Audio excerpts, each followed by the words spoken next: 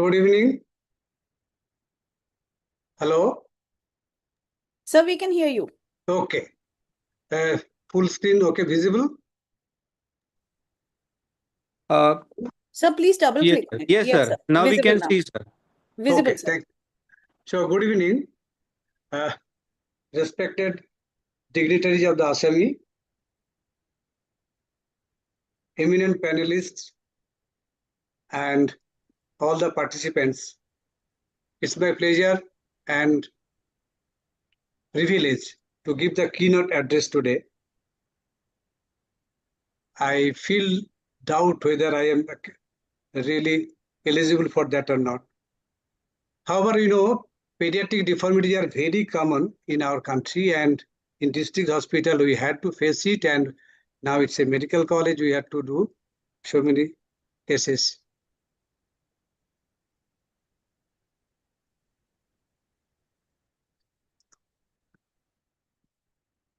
So this is the case very familiar to us in children, and that gets corrected. But if we analyze, X-ray is not ideal. We can see the AP and lateral not truly done. Planning, you can see there is no fibular osteotomy. And postoperatively must to be corrected. There is still residual varus and subluxation in the joint line.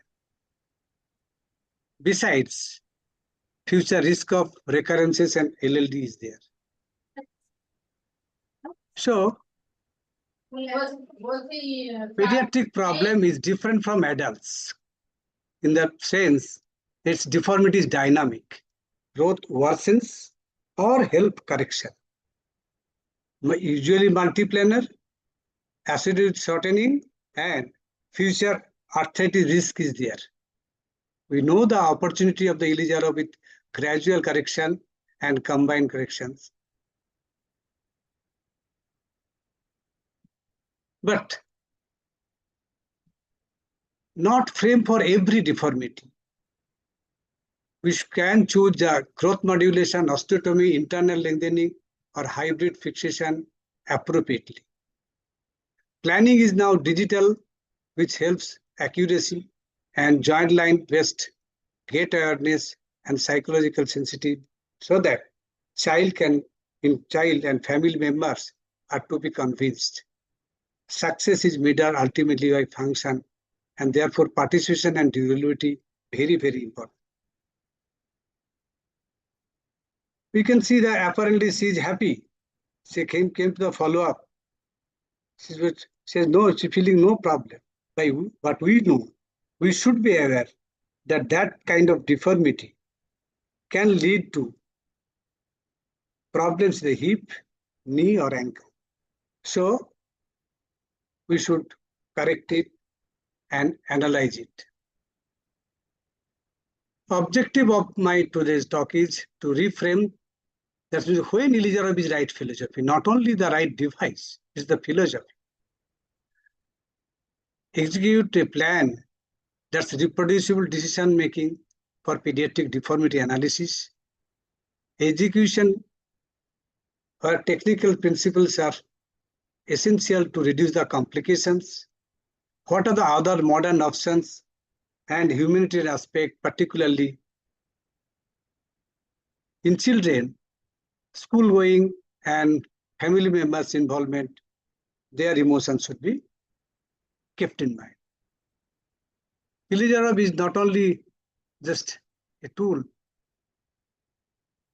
We should think of stable fixation, low energy corticotomy, and gradual correct distraction are essential, as also modulation with the quality of regenerate, but ultimately functioning loading, which should be from the very beginning. We are well aware, all of us, the destructive histogenesis principle. But we should respect the biology. We should not overpower it. And in the pediatric group, we should time and again focus that they have the growth potential. A rapid healing and remodeling can help, but at times it can worsen, or there can be recurrence of the deformity we should be aware of it. Remaining growth should be taken into account when planning. Poor planning may result in injury to the physis and stiffness of the joint and may exhaust family compliance. So we should choose the right patient also. While osteotomy is usually needed, but low energy osteotomy is very much crucial. But destruction alone can solve in pediatric group some problems. In this case, you can see thus with the thick periosteum, we plan for destruction followed by osteosynthesis, but with the destruction, enough callus was thrown and child and the parents are so happy, they did not opt for the residual correction. And we know some remodeling is there. We also know in case of soft tissue contracture and epiphysiolysis, that can be, only destruction can work. As it we see in this case of destruction, the unthinkable, the soft tissue has also regenerated, thereby giving a good functional hand.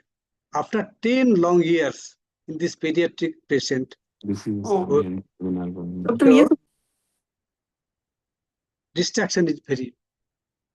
Where Ilizarov can be applied, we know very well, as in case of adults, complex multiplanar, poor soft tissue envelope, deformity, shortening, infection, osteomyelitis, bone loss, they are the common things we know. But congenital deficiencies, Ruta ma'am is there. She has so many works also on that, including the radial clavehead, fibular hemilia, tibial hemilia. A spectrum of their congenital deficiencies which can be managed very well with the and best way with the Ilizarov. In very young child where internal lengthening not possible, yes, that also gives a good thing we know. However, current treatment approach you should keep in mind other modalities, growth modulation, best for skeletally immature and practicable in moderate angular deformity with remaining growth. Requires timing and follow-up. Acute osteotomy and internal fixation for good for focal deformity, adequate soft tissue, no infection and correction within safe limits is very much feasible. Besides the Ilizarov, which is very much useful, we should also keep in mind the other things in our armamentarium, hexapod and internal lengthening, which are in things and which will help patients in better as well as surgeons. In child-specific cases, we should think of the age and growth remaining. Bone age, growth plate, predicted limb discrepancy and recurrence risk. Bone biology, we should not forget metabolic activity like rickets. If we do not correct it, if we jump the deformity correction, that may not be appropriate. We should correct the metabolic aspect, take care of it, of course. Deformity map, as usual in other cases, in all the planes and soft tissues, including the neurovascular structures, joint status, as well as the family readiness. In children, family readiness is very, very important, particularly in school-going children, so that the parents are also taken into confidence. A pediatric deformity plan fails when growth, joints, or family capacity are treated as afterthoughts. We should think from the very beginning. Sorry.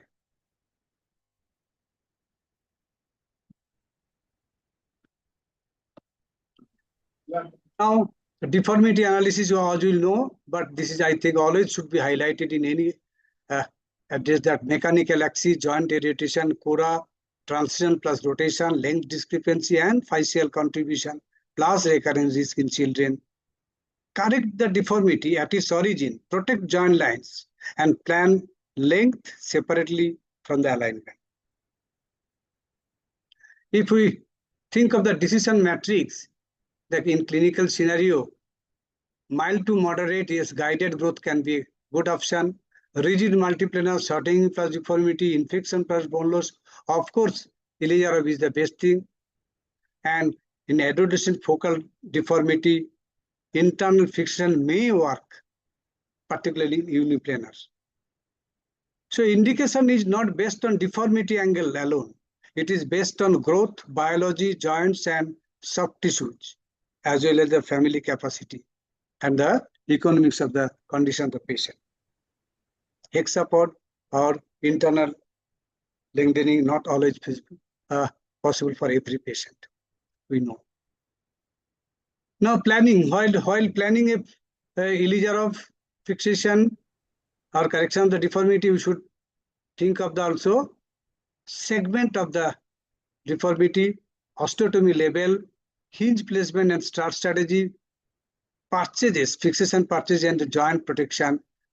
From the very beginning, rehabilitation plan should be also kept in mind.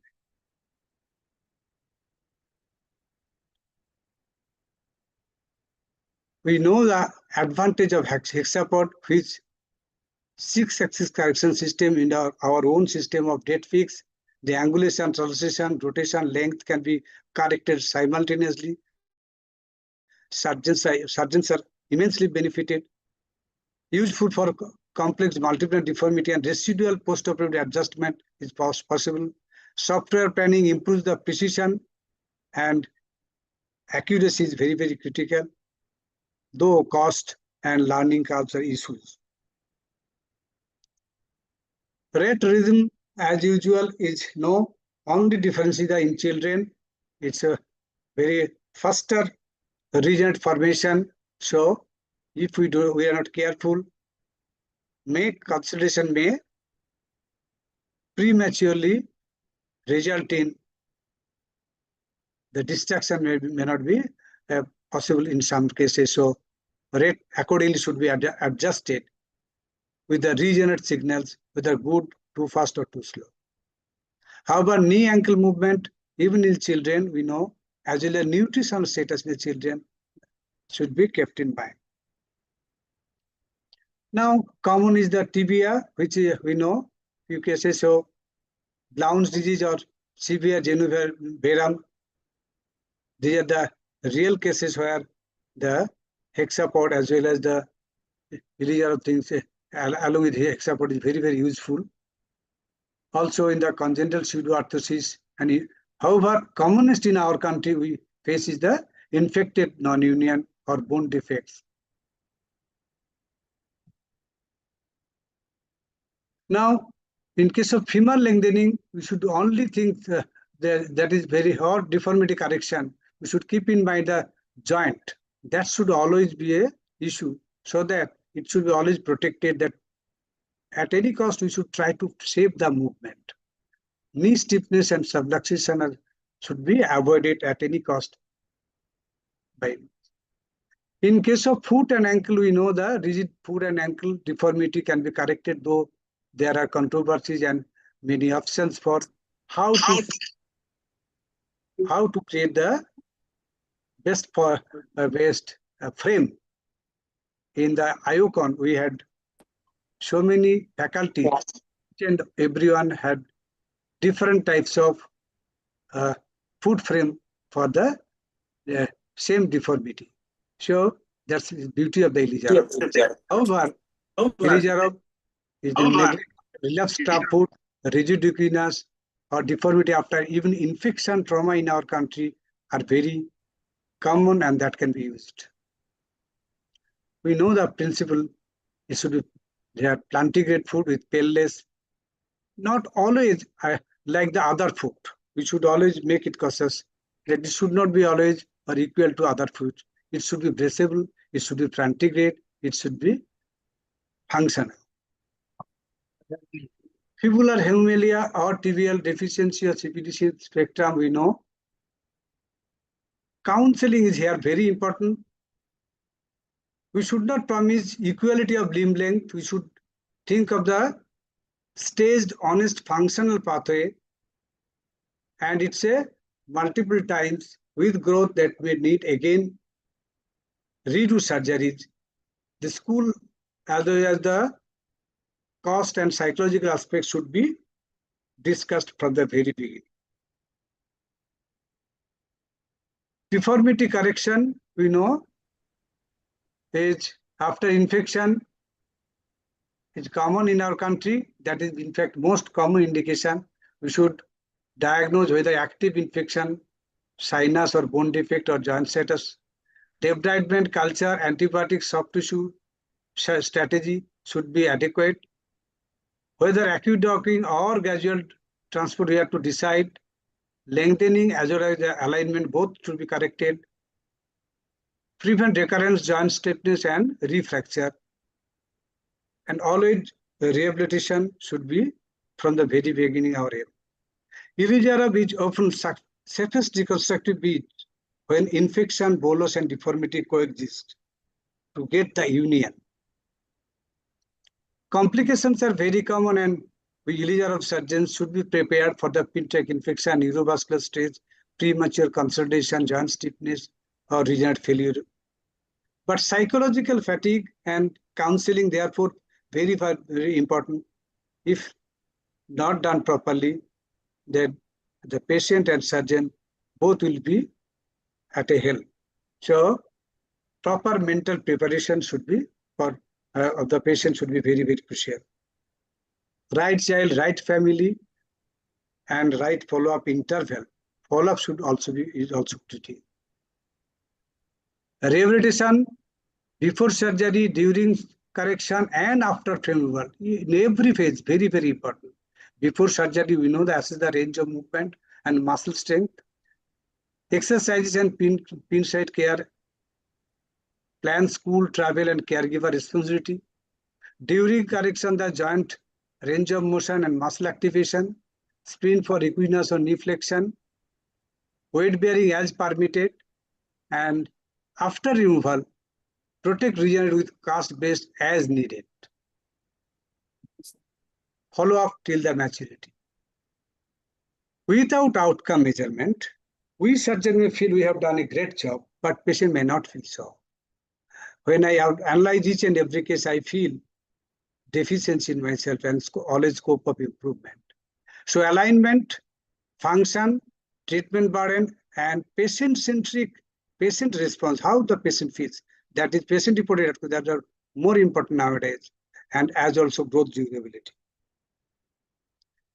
These are the cases where I was happy initially after so many things. Patient is happy. I was also euphoric initially, but when I analyze, there are lots of scopes of improvements. I had tried here, so what? So what not? Epiphysiolysis. Then again, you can see the fibula, trivialization of the fibula attempted, and I also osteotomy. So all these principles jumbled in my early years. So we should carefully plan. And if we measure the outcome objectively, that will give us improvement. Here plays the important role of mentorship, which we ASAMI group have so many senior faculties who are always great to mentor us. So a practical algorithm define deformity and growth remaining. Is growth modulation adequate? If so, if there is enough growth is left, then guided growth plus surveillance. If not enough growth, then osteotomy strategy. If simple focal, then we can think of the internal fixation in complex shortening or infection. Then of course, Ilizarov. In that case, we have to plan the frame, whether if we have the capacity and training and patient can afford hex support, definitely better. Executive monitor, regenerated joints, remove and protect the growth. So these are the few cases we have already done with our fellow from the Odisha has shown beautiful cases. Current thoughts are on the technology, hexapod system, digital planning, and AI will help tremendously both surgeons and the patients. Treatment philosophy, we know the current hybrid and intelligent methods for selected adolescents may reduce the time frame. but outcomes should be always measured. So to show take-home message, it's very simple. Ilizarov remains essential when deformity is complex, biology is hostile, or soft tissue needs time. In children, growth is both opportunity and the enemy. Plan recurrence and surveillance. Correction must be joint line based, not appearance based. Hexapod and internal lengthening are modern tools. Ilizarov principles still govern them. A successful pediatric reconstruction returns a child to function, school, and confidence. Thank you very much for your kind hearing, and I'm happy to discuss or answer your question. Thank you very much. Thank you, sir. Okay. Now, So, I have stopped the sharing. So- Okay. Thank you. yes, sir. Yes, sir. Sir, very nice presentation. Amiya, sir. Yes. Very nice Yes. presentation, sir. I just wanted to like highlight just one thing. Like in children, Yes. whenever we are planning a limb lengthening, especially particularly for tibia, there is always concern of the effect of lengthening on the proximal tibial physis. Like it has been mentioned in literature that it may affect the growth of the physis, particularly the proximal tibial physis, especially if we are doing excessive lengthening, exceeding 30 to 50% of the length of the bone. So I think that is one thing which we should keep in mind when Right. doing lengthening in children. Yeah. Sure. Okay, that's a good thing. I was not aware of it. Thank you for the input, and I hope you will discuss it in future also. Okay, at large. Yes, sir. There is a paper by Dr. Song and our Dr. Mandar. So they have done a study, particularly in achondroplasia patients. So Fine. they have reported it. Yeah. But in your day-to-day practice, have you ever seen it? Achondroplasia, well, that's good, but that's another issue. But in the infection scenario, or the where we are common to it. Like we have not documented it, sir. Yes, okay, that's an eye opener. Yeah. We should keep in mind. Okay, fine, Yeah. fine. Yeah. So Okay. how much this is like? Okay, that's a good thing. Good thing to study. Sir, So, Sir, I have a doubt that in every lengthening in cases of this achondroplasia, fibula hemimelia, I think it is restricted to 5 to 7 centimeter for every sitting, or 20% of the total bone length for one sitting. Then, if required, again one more sitting after 1 year or something interval. What's the take on that, sir?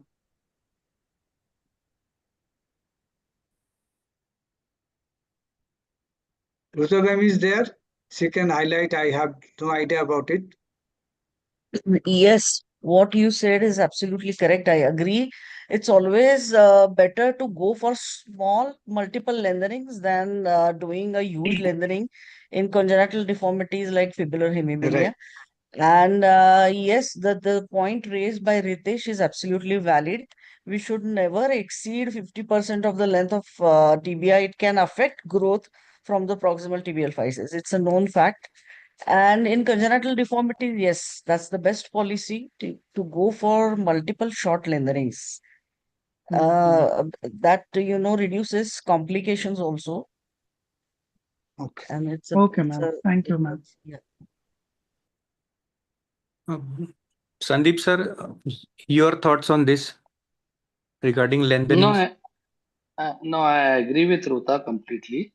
Yes, sir. We do a lot of pediatric lengthenings, but see, my philosophy is always that segment of the bone and the psychology of the child and ability to tolerate a fixator.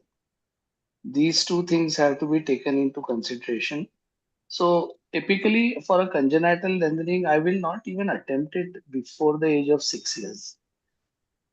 An Okay. extension prosthesis or a shoe raise till then, let the bone grow naturally to have enough bone stock and bone quality. Let the child be a little what I feel is surgeon free for the earlier part of his childhood to enjoy his growing years rather than subjecting him to very aggressive surgery at 2 years and 3 years when your frame itself is going to be very difficult to manage. So I will not even attempt a lengthening till about 6 to 7 years.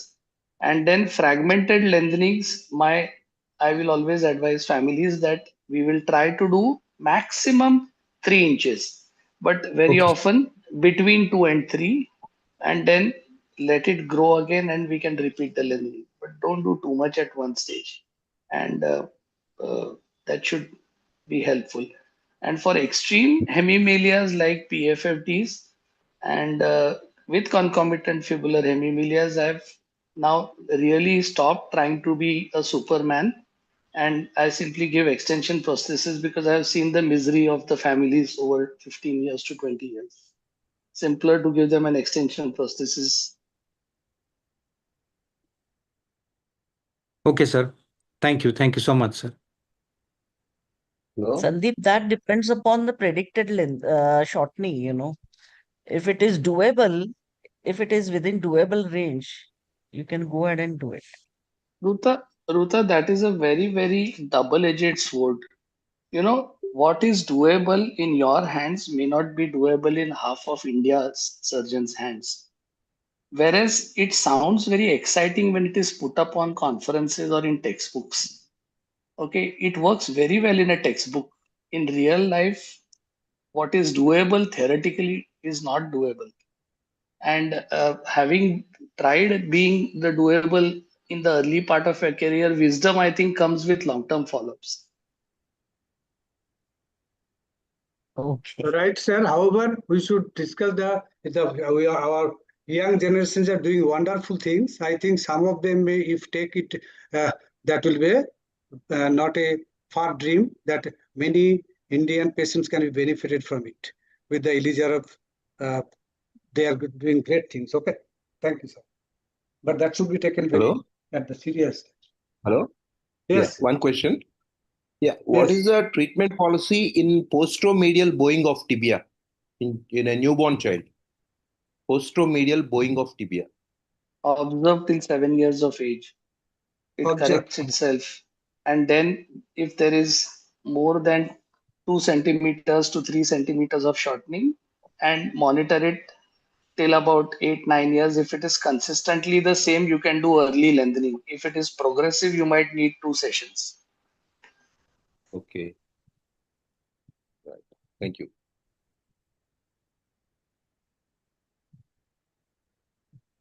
Right. So now, with the permission of the House, we can move on to the next talk. Yes. Good. Yes, please. Yes. Yes. Now I invite Dr. Shakti Das for his case presentation. Over to Shakti, sir.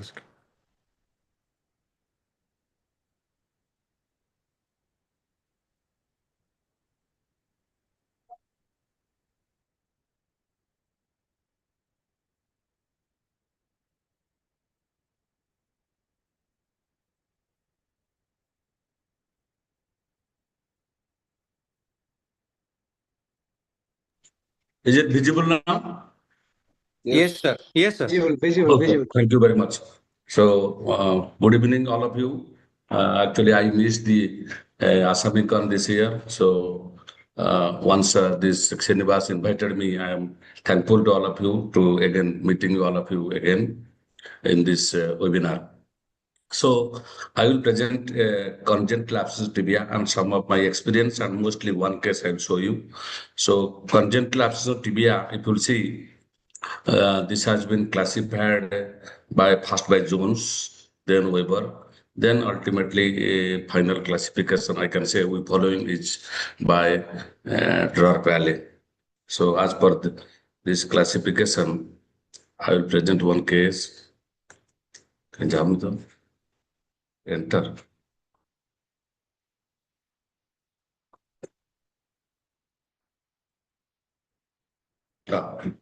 So, So a 10-year-old male, congenital abscess tibia right side, And it is a palette type 5. I will come into the picture, what is the type 5. And basically they present with the knee flexion deformity, ankle equinus, adduction and varus deformity, and shortening of the limb also. So if you come to the earliest classification zones, classified to type 1A, 1A, 1B, type 2, type 3, and type 4. Here, my case will be type 1, where there is a complete absence tibia, or zones type 1A and 1B.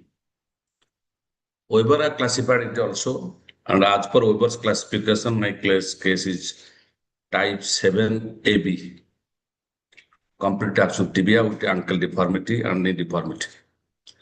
Parley has classified in very details about all the cases.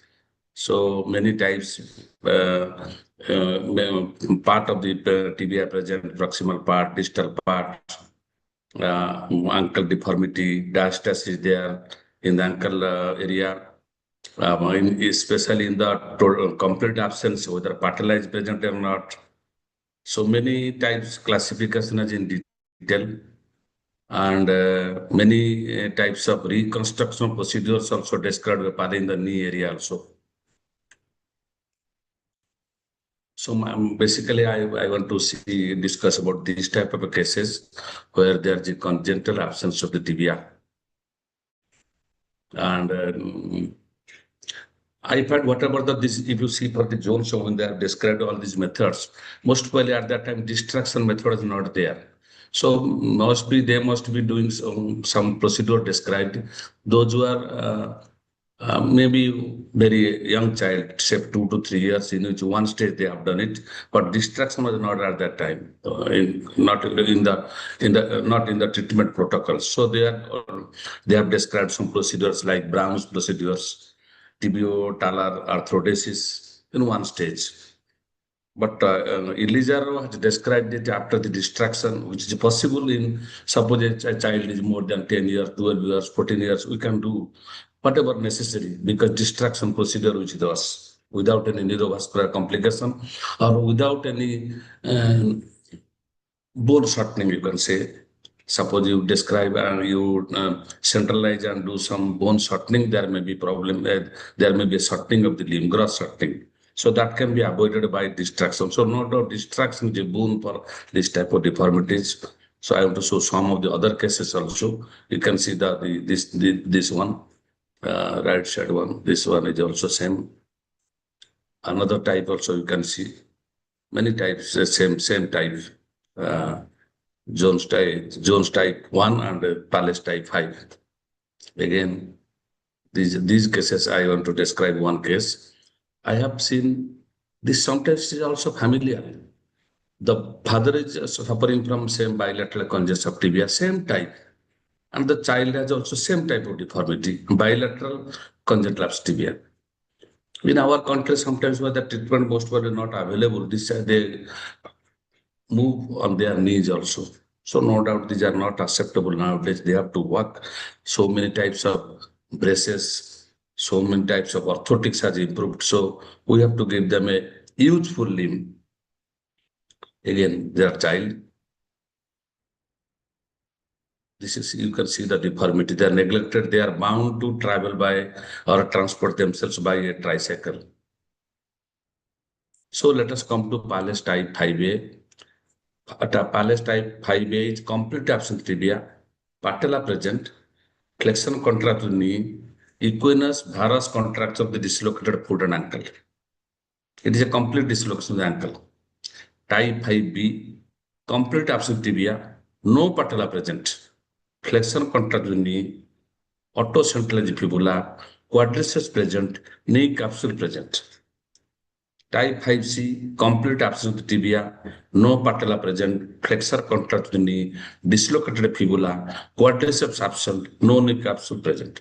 So he has again type 5 or complete absence here described so detailed. So always in our country, there is a debate between reconstruction and amputation. In my 30 years career, I have asked so many parents about the amputation. No, they don't agree. I have tried my best. But the last case, these children, they have agreed, I want to show it, because this was creating a deformity here. This one, this one, they agreed for amputation because this is reconstruction and this is not possible. So it leads to any disarticulation procedure. Otherwise, nobody has agreed for amputation. So we have to reconstruct and save the limb, and so we have to save the limb and give them a useful limb. So what is the problem?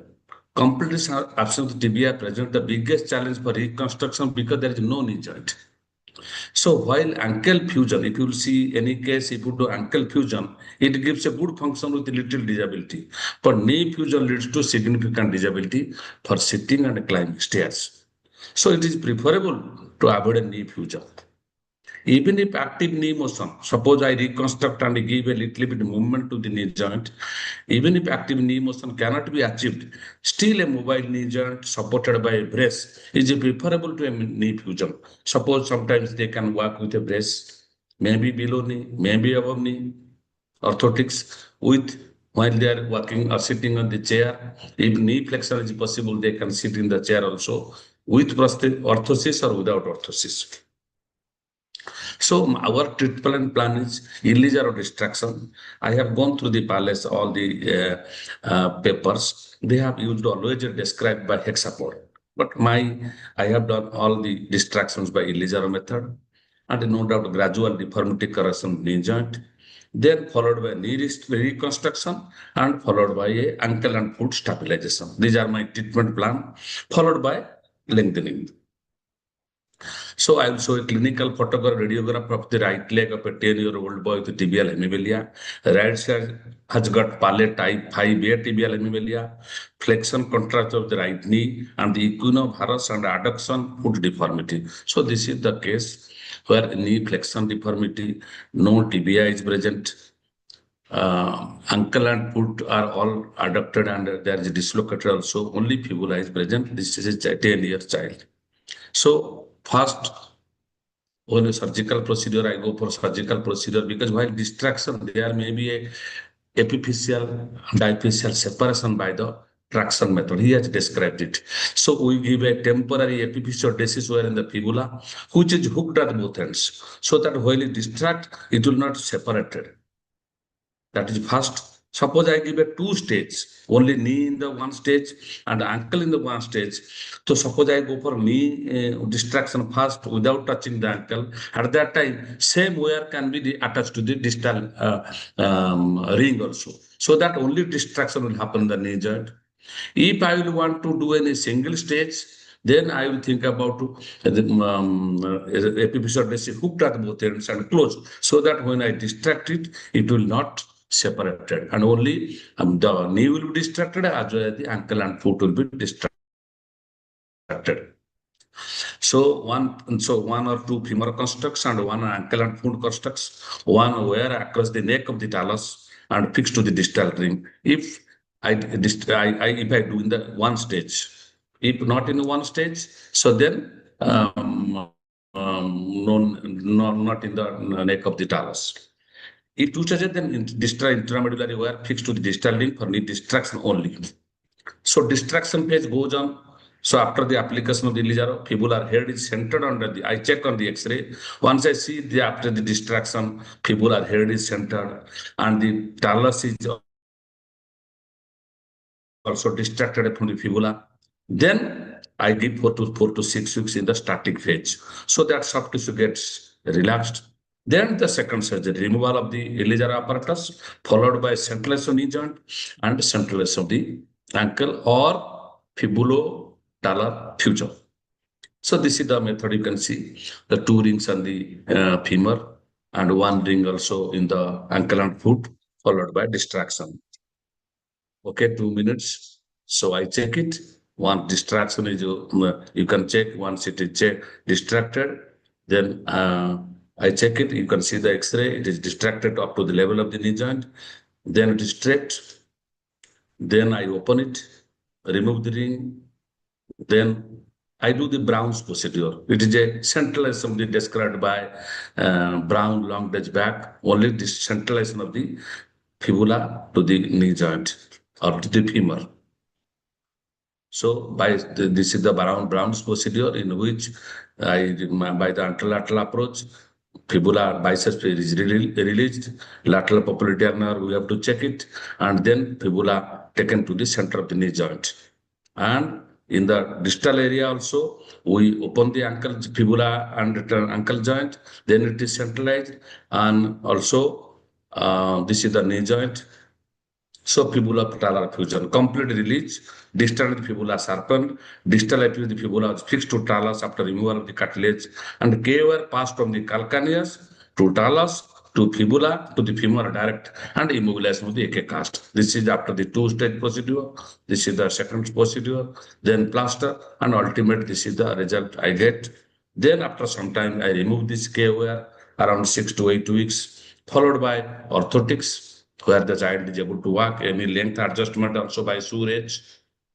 And this is the child. Let me see. You can see, as Sandeep told, the child enjoys their lifetime. So no problem. They can walk around without any problem. That we have to give them. This is very essential for a child. These are some of the follow-up X-rays. And see another case also, able to extend and able to also flex the knee joint. This is another case, not the same case. So this child is able to walk. How you see the fibula is thickened, stable knee joint, and a stable ankle joint. Length is a problem. So ultimately, final outcome is plantigrade foot and improved limb alignment. So thank you very much for the opportunity.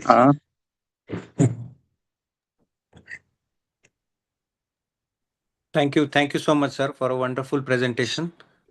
Now the case or the topic is open for discussion. Excellent case. Ruta, your follow-up of how much in the follow-up for what happened, you show it later, okay? So that we can have the idea that, of course, there will be certainly, you have done a wonderful job. And I think if the parents want, then we can lengthen it also. Anyway, great thing you have achieved. Frida, can I ask a question? Yes. A lovely case. I just wanted to know how you anchor your fibular head to the femoral condyle, or you just leave it with a K-wire?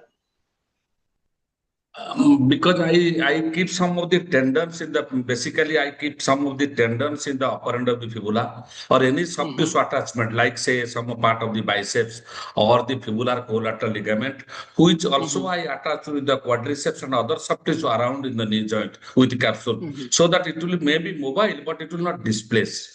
Correct, and moreover, correct. I give So a you are K-wire anchoring also. it with some soft tissue to the Soft tissue. notch, so Yes. that it about stays there, something like Stays that. there, at least And not, what you are is not the dislocated. how many Yeah. times have you got a recurrent flexion contracture later on as the child grows? If actually, if there is a proper follow-up with the proper bracing and exercise, it will not really. Only thing is follow-up and orthotics part, because I work in institute where rehabilitation part is very good. So that's why I don't find any these types of complications. Once you leave them without any follow-up, they may come with the recurrence of the deformities. Thank you. Good evening, Sakti sir. Hello. Yes. Yes, Sir, Ritesh. you showed that the child was able to extend the knee, there was very good extension. So do you do anything for the quadriceps mechanism, because the tibia is absent? So do you attach it on the fibula, or what do you do for that? I just replied with Sanjeev, any soft tissue attachment, say fibular collateral ligament or any part of the tendon of the biceps in the fibular end, I attach it to also the quadriceps tendon. Okay, so quadriceps you attach to the proximal Yes, fibula. yes. Or even quadriceps not there, I by suture, so I suture the quadriceps tendon is present, then to the upper end of the fibula, so that it can extend and also stage in the center. Okay, sir. So you do this procedure even at 10 years of age, like, because there is very less remodeling potential at this age. So most of the cases are, I can say, around 10. because previously nowadays very early patients are coming, but previously mostly we have done the whatever the cases we have done more than 8-10 years. Okay, Where sir. really distraction is necessary. Maybe around 1 year or 2 year, if you do this procedure centralization, you may not need the distraction also. And or you can do by if distraction by J's procedure also you can do it. It may not be necessary Ilizarov if deformity is more in the knee and ankle. Okay, sir. Good evening, sir. May I ask one Sir, question? Yeah. yes, So madam. you did distraction just to correct the flexion deformity. That's it, isn't it? Flexion Or just deformity and a soft tissue stretching stretching of the because soft tissue. soft tissue, otherwise I have to do a lot of, otherwise it will be difficult. Or I have to shorten the fibula again. The limb will be again more short. How stable was the knee after Brown's procedure? By follow-up, certain children are able to walk with the below knee orthosis also. Only by foot support, they are able to walk. No doubt, maybe after the weight increases or the adult, there may be problem. But I am just during this pediatric age group, they are able to move, they are able to, if age is less, they can do so many activities, even by limping also in the indoor, without any orthotics also they can walk around. Okay. Okay. But Thank you. maybe in the weight increases, age increases, I have not so very long follow-up what will happen there. But if possible in the future, we will present the So in cases which future, are they there. might need a fusion Yes, if it becomes unstable. Yeah. we may Yeah. need, it will be unstable. Huh. Ruta, actually, a few cases which I did Hmm. developed a recurrent knee flexion contracture for which we put Ilizarov and stretched it out. Hmm. And what happened was they auto fused, so they Yeah. developed a stiff, stable knee. So they had a long segment and the extension processes required was lesser in length, but the knee was it auto fused with the Autofuse. Ilizarov when we tried Okay. to correct the so Yeah. Yeah. Sir, In such cases, I would it's directly not go for always fusion, successful. actually. Yeah. Sir, Yes. Pale has described a procedure where he has used a patella. So he uses the articular surface of the patella and then he attaches that patella to the proximal fibula Yes. so that it represents the condyle. So do you have any experience of Problem is that we are mortals here. Only Many times Pele is Ritesh God. patella is absent. Yeah. Very commonly patella is absent. Yeah.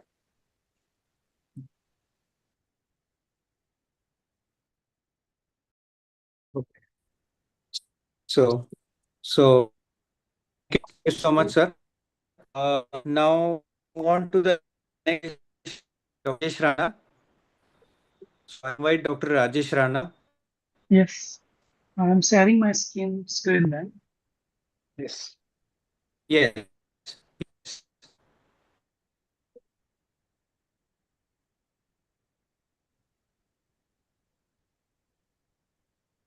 So is it visible? Yes. Yes. Okay.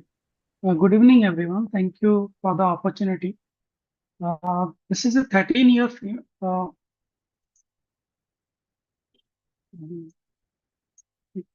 this is a 13-year female patient who had a childhood infection of ankle joint and distal tibia. Following which she developed a varus deformity along with shortening of around 3 centimeters. Patient was having pain on long walking, and gradually the patient started having more amount of weight on the lateral border, and the medial border was gradually lifting up from the ground. So we can see a lot of scare marks present in this in the lower part of the leg because of previous infection in the childhood. And this is the walking pattern where, because of shortening, the patient has to limp to one side, and there is varus deformity at the ankle level. Coming to the X-ray, in the X-ray we can see there is the ankle joint was involved. There is a deformity at the ankle joint. Supramalleolar deformity is also there. The ankle joint was not painful in this condition. but varus deformity was there. Along with, there was some amount of changes at the proximal tibia also. So ideally, in this such type of situations, we should do the scanogram because the patient was poor from a tribal area, so I could not do the scanogram. But from individual tibia X-ray, we can see that the MPTA level, MPTA was 100 degree, and lateral distal tibial angle was 124 degree, which was, the patient was having valgus deformity at the knee joint, which was to compensate the varus deformity at the ankle joint. So if we draw the lines, so both are not meeting. So if we divide the cora, then we'll get 17 degree of valgus deformity that has to be corrected from the proximal tibial level, and 38 degree of varus deformity that has to be corrected from the distal tibia level. The femur was reasonable normal. And so if we want to correct it, so we have to do two osteotomies. That is one at the proximal tibia level, at the level of that is lateral open wedge osteotomy, and distal tibia level, where hinges can be put a little bit away so that we can manage both the shortening and the angulation in same hinge. So planning that, but in this case, I planned for the distal tibia first.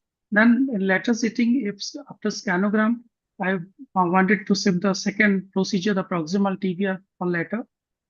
So I just put the Ilizarov frame, and the hinges were put at the near about in the transverse bisector line, away from the cora, away from the from the bone, so that lengthening can be done. This is the post frame photograph. This is the post-op X-ray, where after hinges, putting the hinges, we started the distraction at 1 month follow-up, where the deformities were corrected, and only around 1.5 centimeter lengthening was done, but shortening was there. Then we changed the rods, and we started lengthening. At 2 months follow-up, this is the photograph, and gradually lengthening was done. And this is around 3.5 month follow-up. Now we can see there is good amount of callus regenerate formation. The leg length on both the sides were completely equalized. These are the follow-up images.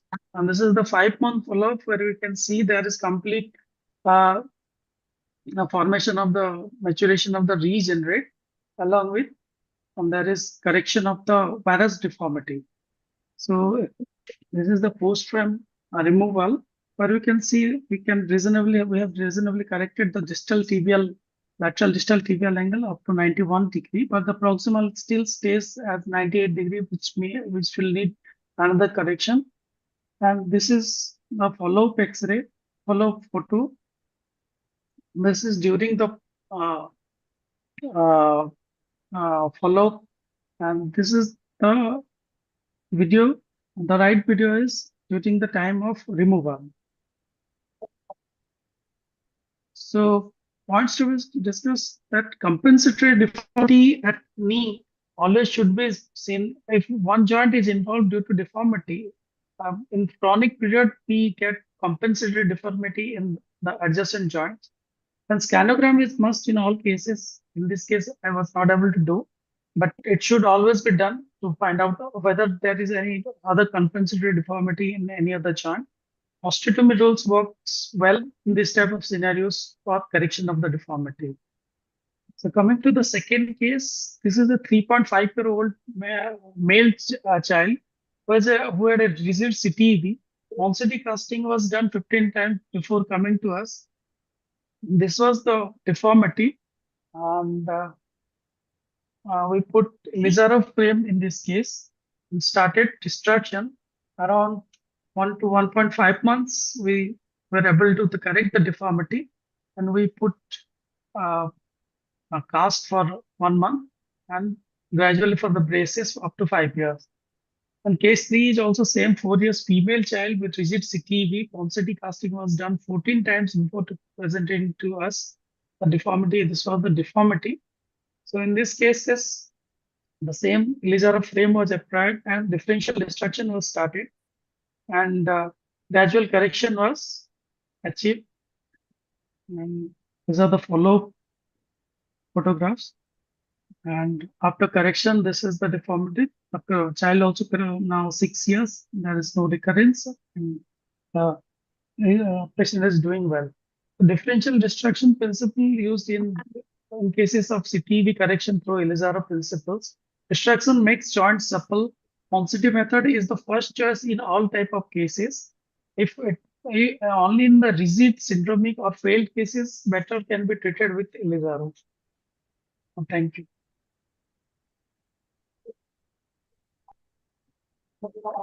Thank you. Thank you, Doc. Thank you, Dr. Rajesh. Now the case is open for discussion. Sandeep sir, your views on CTEV's cases treated with Ilizarov or JES fixator. See, if you have a rigid relapse foot, no, the soft tissue Yes. distraction is a wonderful method of treating them.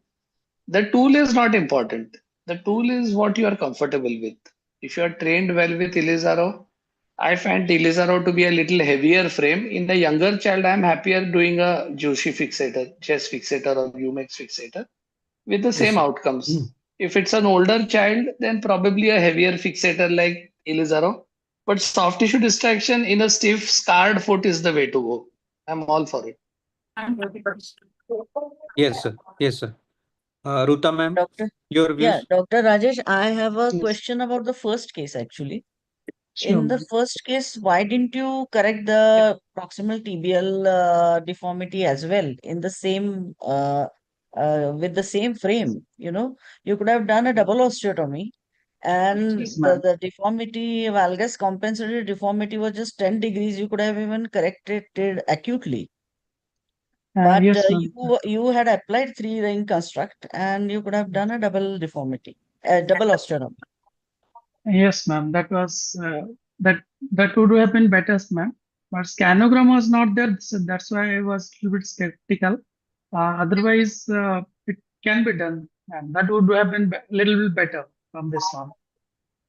Even without scanogram, if you Yeah. have an X-ray, we can some idea whether that can okay. So or the Yes. CT you can with the CT you can also calculate to some extent. Okay. Anyway, Okay, they sir. have done a good thing. Regarding the CTEP cases, I think the ages are around 2 to 3. I hope. What are the No, ages? no. One is 3.5, another is 4 years, sir. Okay. After 3, I am doing Ilizarov. Before 3, I am not doing Ilizarov in cases of pediatrics. For those cases, before 3, if we are having relapse or rigid, then JS fixator we are applying in some of the cases. Okay, atypical CTB oil, that's that better, but Ruta ma'am, so JS is a simple fixator which can work in these type of cases. Then the adults say around 18 years or nearing 14, 16. What is your view, madam? Yeah, so I don't use Jess. My personal choice is Ilizarov, and Dr. Rajesh has used a fantastic frame and got very good correction. Yes. So I go for Ilizarov even for small kids like 3 to 4 years, and it's quite good. You know, you can use mini rings or even carbon fiber rings if you feel they are heavy. Yes. But I feel Ilizarov works well. In my hands, Ilizarov works better than Jess. And Dr. Rajesh has shown two very good cases. He has Yes. Thank you. done Thank you, good ma'am. correction with it. Yeah, Dr. Jess Rajesh, has its problems actually. can I ask a question? Sure, sure. Did you look for the reason, like why it was not corrected by the Ponseti cast when he came to you? Because many a times, like in my practice, I would first evaluate the child regarding the cause of recurrence, or was it a resistant CTB to start with? And in such smaller children, less than 5 years, I would still start with the Ponseti method. Like after evaluation with X-rays to see whether there is any other reason why it didn't respond to Ponseti.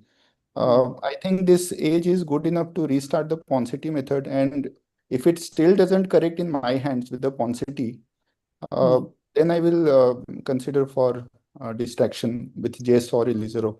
So Yes, the current recommendation is also that if even if in the smaller kids, we yeah, should always try again. This positive fast Onsetting. scan should be used, and because these cases are already done by other places, they are not following the positive principle properly.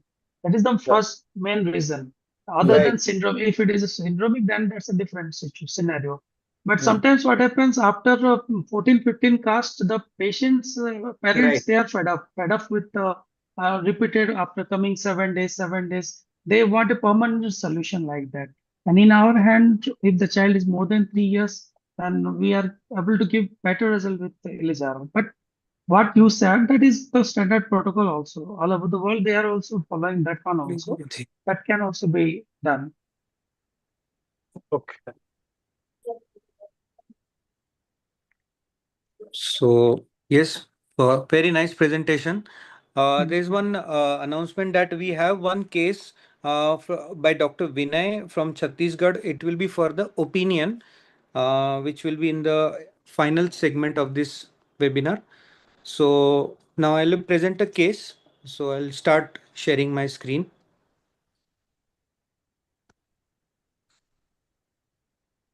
Just, just. Is it visible? Yes. Yes. Yeah. So it's a case of unilateral humerus shortening, which was treated by an Ilizarov frame. So he's a 10-year-old male child who presented to us with the complaints of shortening in the right arm. The child was having difficulty in lifting weights and there was limitation in right shoulder movement. The mother, which noticed that the child is having shortening since last 2 years. There was history of blunt trauma and multiple times massaging done by a bone setter, which was roughly around 3 years ago. The X-ray of the child shows that there was hypoplastic proximal humerus with an varus angulation, and the MRI of the child showed that there was a malunited fracture of the proximal humerus along with avian changes into the humerus head on the right side. The child was from very, very poor family. They were daily wages laborers. So their treatment, they did not any treatment for this. So clinically, the child was having shortening in the right arm by around 6 centimeters, wasting of the right arm muscles, limitation of the right shoulder movements, but the range of motion of the elbow and rotations of the forearm were full. The pre-surgery dash score was 36. The treatment was to either to conserve, that is to wait for some time, do physiotherapy and observation, or surgical management, that is limb lengthening or contralateral limb shortening. So we decided to go ahead with the surgical management. Since the child was from very poor socioeconomic status, he was not able to afford even pediatric Ilizarov set or carbon fiber rings. So we did construct with a 2 half ring construct with a 160 degrees half rings with 1.8 wires were passed through the proximal and distal end through the of the humerus by the safe corridor. Since the proximal fragment was very small and osteoporotic, so we fixed with it with additional 2.53 K wires.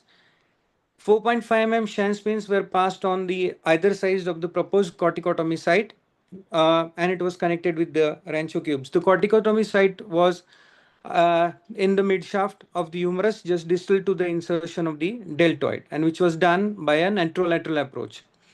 After the 5 days of latency, the distraction was started. You can see the progression of distraction from 1 week to second week. There was a progression of lengthening from week 3 to week 4. We wanted to achieve a lengthening a little more than 6 centimeters. So by third week, we started accelerating the rate of distraction to around from 1 millimeter to 2 millimeters. But after that, in the fourth week, the patient started getting little pain, and the shank spins, they started little bending. So we stopped. So by 2 months, the fracture, there was complete union of the corticotomy. The patient was able to lift the weight, some moderately heavy weights, and this was the range of motion of the elbow joint before the removal of the frame.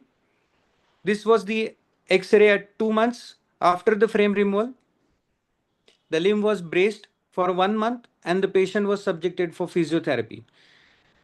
After the frame removal, you can see the limb length gain was 6 centimeters. The child was braced for a month. There was temporary limitation of shoulder and elbow movements, but with the physiotherapy, they improved. Our healing index was 30 days. The complications which were seen in this case was pin tract infection. There was temporary limitation of shoulder and elbow movements which recovered with the exercises, but there was no radial nerve palsy or fracture of the regenerate. So after 4 months, the patient was lost to follow-up and he returned 2 years later. And this is the X-ray of the patient at 2 months, where 2 years, where you can see there is a varus angulation of the proximal physis has been reduced or corrected. There is also growth of the proximal humerus epiphysis, and there is a consolidation of the osteotomy. So 2 years follow-up, this is the range of motion of the patient. Now less than 3 centimeters shortening at 2 years follow-up is remaining. Some improvement in the range of motion of the shoulder is seen. The dash score is 16 and the patient is able to lift now heavy weights. So the proximal humerus physis is responsible for around 80% of the growth of the humerus. Many causes of unilateral shortening are there, like growth arrest, infection, post-traumatic and congenital. The clear indications of the lengthening of the humerus are a bit debatable. The shortening more than the usual indications are shortening more than 5 centimeters, angulation more than 20 degrees and rotation. The lengthening of the humerus not only improves the cosmetic appearance but also improves the function. The law of tension stress by the Ilizarov frame is the mainstay of the treatment. Bone lengthening is in an upper limb is relatively less popular because the deformities are expected to cause less functional impairment, and also there is a fear of complications. The probable reasons for less popularity of this is unilateral shortening does not lead to much of a functional impairment if the shortening is less than 5 centimeters. Congenital or acquired causes are associated with abnormal joint configuration and limited function, which cannot be overcome by the lengthening. And also there is a risk of radial nerve palsy. So improvement in the dash score and functional improvement is attributed to the corticotomy, correction of the deformity and relative improvement of the shoulder range of motion. In our case, it was duly explained prior to the surgery about the possible complications, residual shortening, limitation in the shoulder movements, and repeat surgery near the skeletal maturity. So to conclude, the humerus lengthening, whether it is unilateral or bilateral, is a valid method of treatment for the arm shortening. Unilateral and multi-axial frames can be effectively used in most of the cases. However, there is relatively high probability of complications seen, even though most of the cases they are minor and self-limiting. So these are some of the references. Thank you. Thank you so much. I have two questions. Yes, sir. Good case. You have lengthened it, done Yes, in sir. excellent way. The thing is, if you see the main deformity is the proximal end of the humerus, Yes, right? sir. Yes, sir. So, and it was around say multipical deformity, look Yes, sir. like so.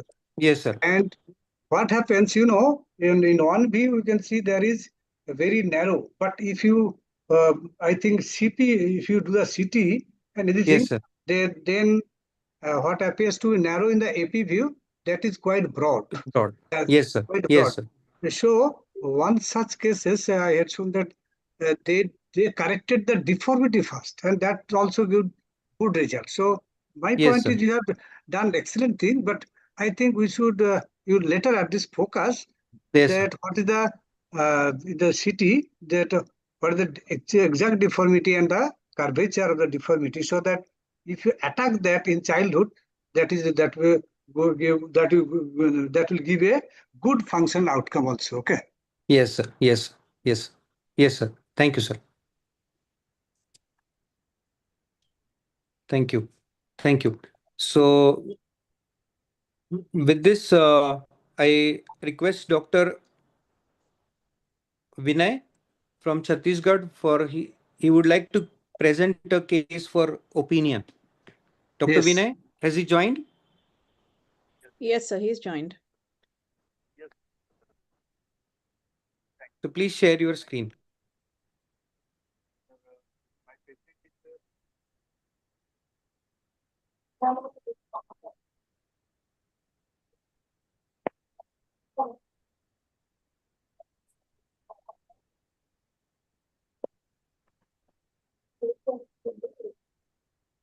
Yes, Dr. Vinay. Any issues? Otherwise, you can send by WhatsApp to Akanksha. No, And I have it. If you'd like me to. He has already done it, sir. But Dr. Vinay, Would you like me to share? You're not audible. you are not audible. Okay. so I think you share. Yeah. He will hear later. Okay. Yeah, sure, sir.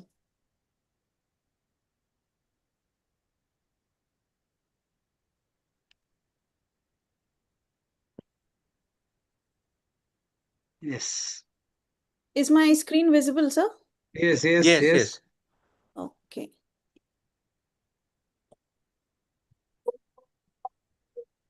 Age.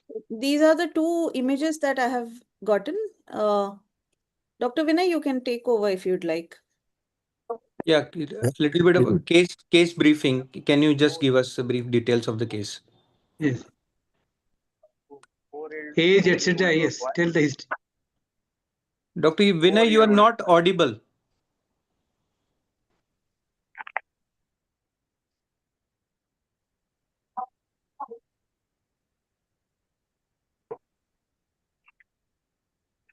Hello. Yeah, go Yes. ahead. Yeah. Please Yeah. go Yeah. ahead. Go ahead. This is 4-year-old boy with chronic osteomyelitis history of 5 to 6 months. First presented with swelling over the leg and treated by general surgeon by IND. And this patient comes to me with the permission of sequestra.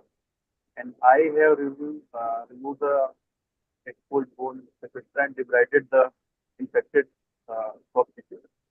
And this is external fixation done, which is in a dismiss. And for further management for the bone depth, I need opinion. Akanksha, Yes, sir. Can So you just for zoom the X-ray? which one? The one with the external fixator, sir? we can see only if you one can show X-ray. both the X-rays, if you can show. Yeah, sure. Both the X-rays are visible on the screen, sir. Yeah, No, yeah. one- But can you just zoom it a little bit so Yeah, that more? Okay, They're sure. very small, so you know. Only if you one can X-ray enlarge seen. them- One X-ray? Sure. 1 second, sir. Ma'am, is it visible now? See, It is visible, but it's quite small. If you can zoom it up or enlarge it, something like that, you Ma'am, know. I'm on full screen, ma'am, actually, here. Oh, we cannot. Very small. Dr. Vinay, can you share your screen if you can? Can I just get 1 second? I'll just come back. Just Sure. one. Okay. Just 1 second.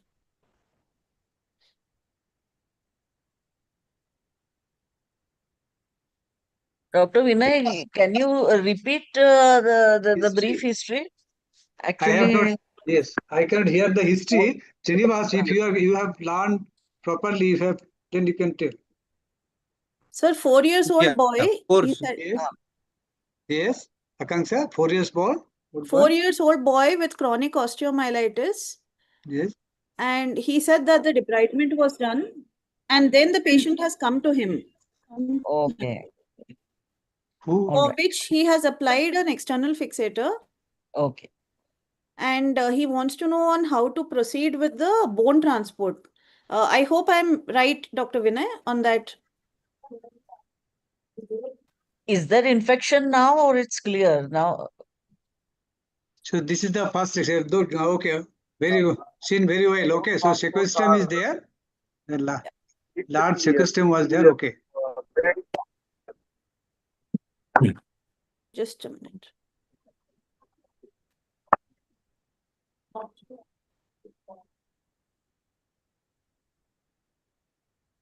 Okay, now it's seen Yeah, it's properly. clear. Yes, ma'am. Now it is clear.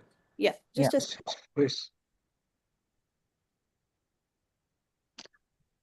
Second X-ray, just you show. just 1 second, sir. Sorry. Okay. Just 1 second. After debridement and external stable. So is there infection right now or now there's no infection? During debridement, was very clear. Yes. All the Good. dead tissues and no sign of infection is sign of all infection dead tissue are divided. Okay. So this was the first X-ray, Akanksha. So put Yes, on the ma'am. latest X-ray. Yeah. Yes, ma'am. Okay. So there is an intact fibula and there is a gap. Yes. Okay, in a 4-year-old. And what is the time gap between this debridement and this X-ray, Akanksha? This is the fresh X-ray. Debridement. You know, somehow his voice is not audible. I don't know Yes. why. 1 second, I can hear him, ma'am. Okay. You can- Dr. Vinay, can you please repeat? 4-5 days before the debridement done, and then fresh. Okay, so what he's saying is 4 to 5 days ago he has done the debridement. How much gap is there between the this X-ray and this X-ray? The gap is the bone is very proximal. Are about 2 inches. Gap. How many months? No. She's asking about the duration between the two procedures. This is fresh. Between the two X-rays together. 4 to 5 days. Akanksha, he's just done the debridement and put the fixator 5 days ago. Right.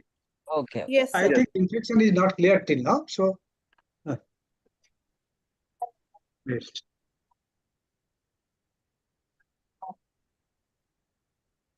Sandeep, would you like to give your opinion? After that, I will give mine. Yeah, it's an interesting frame. I can see a distractor on one side and a static rod on other side. So I don't know why that is the case. But in any case, if the debridement is quite nice, there are two options. Either you can put stimulant if it's available and affordable, or people have used the mascule. That means you put some cement and hold on to that and wait for a dry period of, I would wait for a dry period of about 3 months and then do the CRP. If the CRP is negative, all wounds have healed, then I can put opposite leg fibula as a stud graft and compress it, and that should do the trick. We've done plenty of cases. It works really well, provided there's no infection and it's dry for at least 3 months.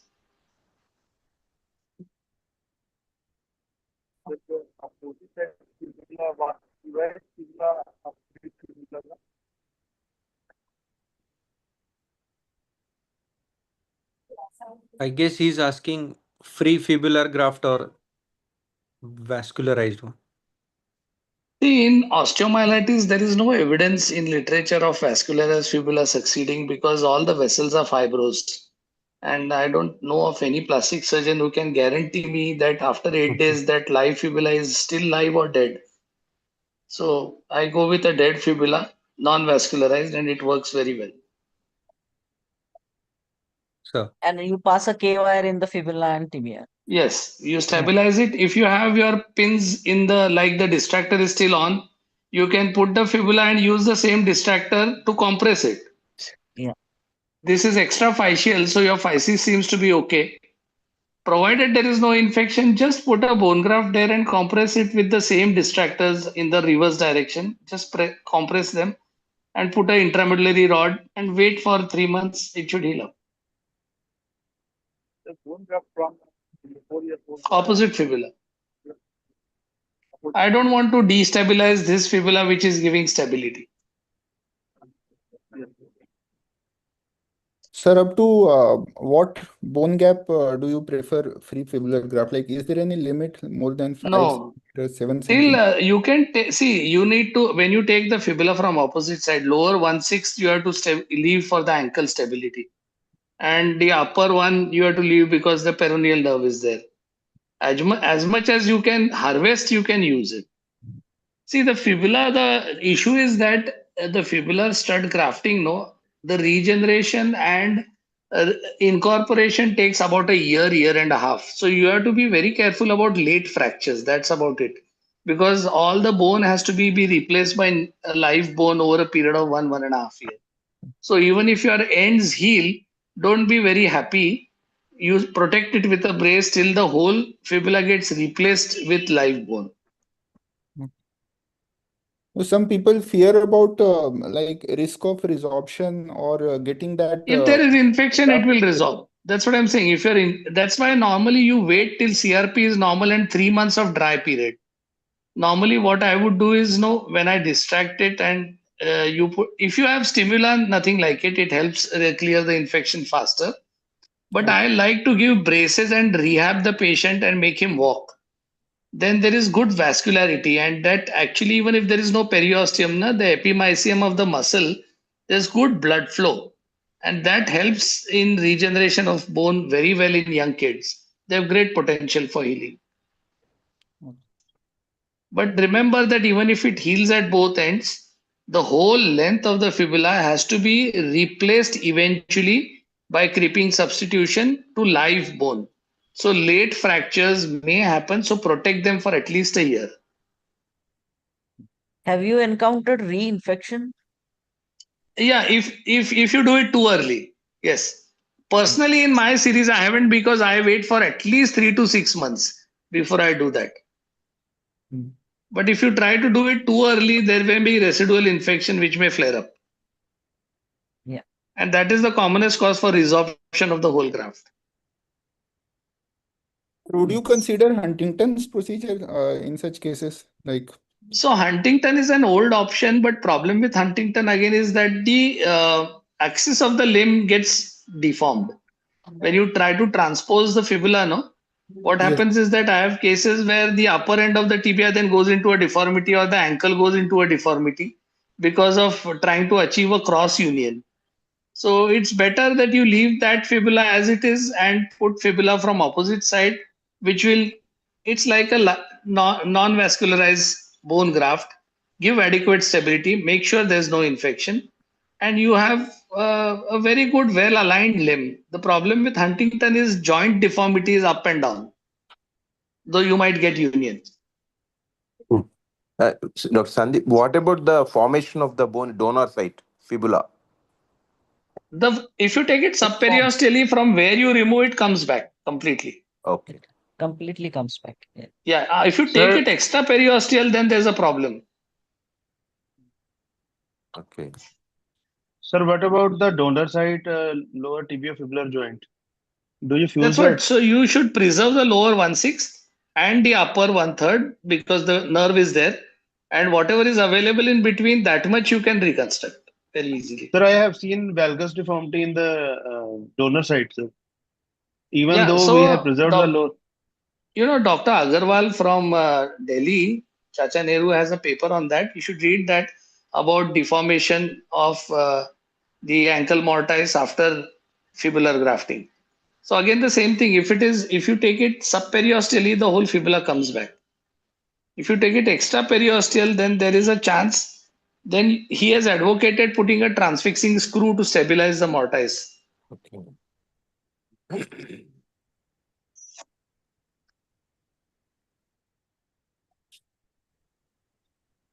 Ruta ma'am, your views on this case? Yeah, I will go for bone transport.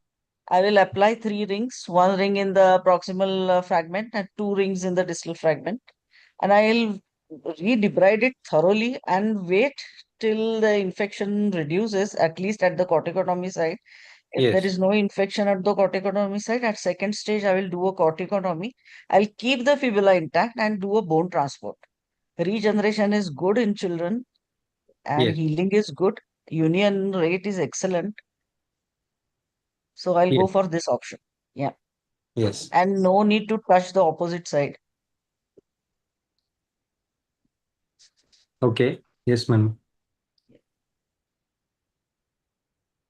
And madam, if there is any deformity at the ankle joint, suppose after you have removed the frame and you will brace it for, say, for certain duration of time, if the patient suppose develops any deformity at the ankle joint because of any infection.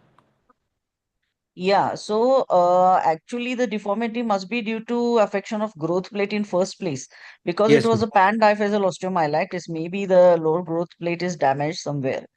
So you have to take into consideration and counsel the patient beforehand, Yes. and check for the growth plates. Proximal growth plates looks pretty good here, but Yes. I'm not sure about the distal growth plate.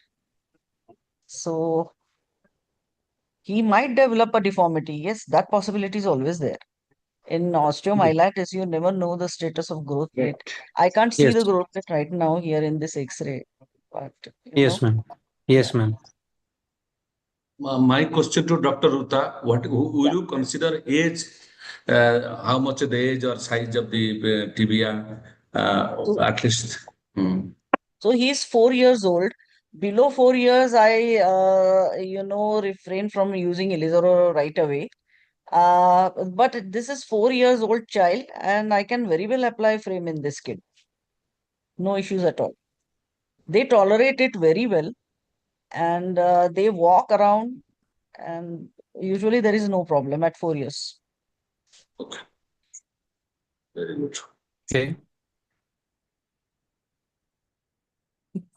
Thank you, sir. Thank you, madam. Thank you. Dr. Vinay? Dr. Vinay, are you? Yeah, I hope You have got so many options. Okay. He has to Very choose Yeah, good. one. do Very good. whatever you are comfortable with in your local situation. Right. Don't go by what I said or Ruta said. We are doing something for 20, 30 years and we are very good at what we do. You decide what you are good at and what is available to you. Thank you very much. Thank you. Yes. That's. Thank you. Thank you. Thank you, sir. Thank you, sir. Thank you, ma'am. It was Thank you. Thank it you, was a everyone. very valuable and informative webinar. With this, we come to an end of the webinar. In the last, I would invite everyone on the first Sunday of the June for a Sunday Meet program on the webinar. It has been requested by Dr. Shamshul, sir. So please do join for the case presentation on the first Sunday of the June. So with this, Okay. we come to an end. Thank you. you. Thank Srinivas, you can so I much. make a little announcement? Yes, sir. Yes, sir. Sure, sure.